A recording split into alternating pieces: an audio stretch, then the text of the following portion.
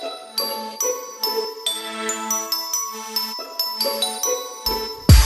actually we're volunteering our time for His House. His House is an organization that basically takes in children, foster children, and in cases of emergencies in Miami-Dade County, Broward County, this is where they're brought to. And then they also have them on premises and houses with foster parents. Right now there's between 120 and 140 children here right now on the property.